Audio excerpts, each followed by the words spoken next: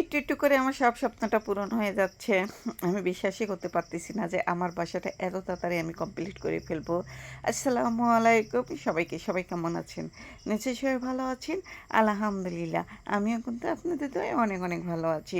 এই তো আমার বাসার রুমের ভিতরের প্লাস্টারের কাজ শুরু হয়ে গেছে।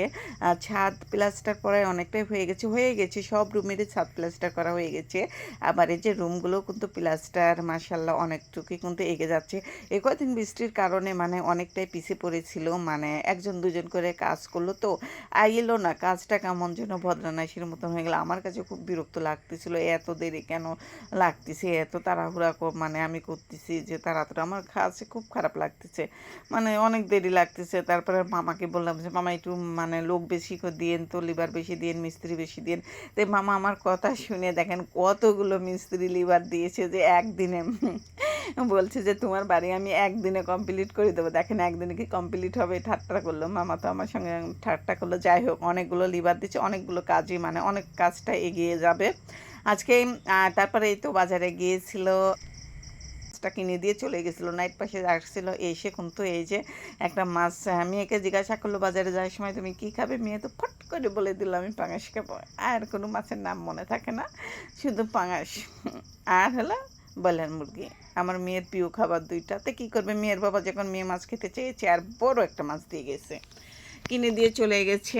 আর এই তো মাছটা আমি খোকসার পাতা দিয়ে কিন্তু সুন্দর করে ধুয়ে নিচ্ছি। আর দেখেন মাশাআল্লাহ কিন্তু দেখেন চকচকা করে ধুয়ে নিয়েছি।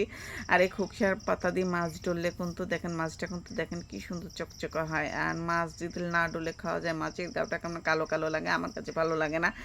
এই তো মাছগুলো ধুয়ে নিয়ে এসেছি। আর সব মাছ রান্না করবো না, কিছু মাছ ফ্রিজে রেখে দেবো। সব মাছই ফ্রিজে রেখে দেবো। আমার মেয়েটা বলতেছে ডিম ভুনা করতে। মেয়ের জন্য ডিম ভুনা করবো। আর শুধু ডিম ভুনা করবো না মা, মেয়ের জন্য ২ পিস মাছও নিয়ে নিয়েছি। আর এই তো ডিম ভুনা করবো। ডিম ভুনা খেতে কিন্তু আমরা সবাই অনেক পছন্দ করি। আমার মেয়েটা বেশি পছন্দ করে। আর এই তো আমার ডিম ভুনা কিন্তু হয়ে গেছে। আর ডিম ভুনা দেখাতে পারিনি, ওই যে ব্যস্ততা মিস্ত্রিদের কাছে থাকতেই আমার দিন চলে যাচ্ছে। আর রান্নাটা আমি করেছি কিন্তু ক্যামেরা অনটা করতে পারিনি, মানে এতটাই ব্যস্ত তাড়াহুড়া ছিল। যাই হোক আমার মানে ডিম ভুনাটা খেতে কিন্তু অনেক মজা লাগছিল আর অনেক টেস্টি হয়েছিল। আর সম্পূর্ণ ডিমই মানে ভুনা করেছি।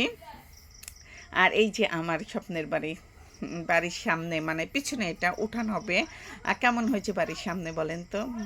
কেমন দেখা যাচ্ছে? আমার তো অনেক পছন্দ হয়েছে। আর ওখানে রান্নাঘর হবে। আর এই বাঁশঝোড়গুলো সব কেটে ফেলবো। কেটে ফেলে টিন দিয়ে ঘেরা দিয়ে দেবো। আর মাঝখানে অনেক উঠান থাকবে। উঠানের মধ্যে শুধু খালি ফুল গাছ লাগাবো, ২-১টা সবজি গাছ লাগাবো। এই তো আমার বাড়ির পিছন পাট। আর সামনের পাট অন্য এক ভিডিওতে দেখাবো। অবশ্যই সবাই কমেন্ট করে জানাবেন যে আমার বাড়ির পিছন পাটটা কেমন হয়েছে।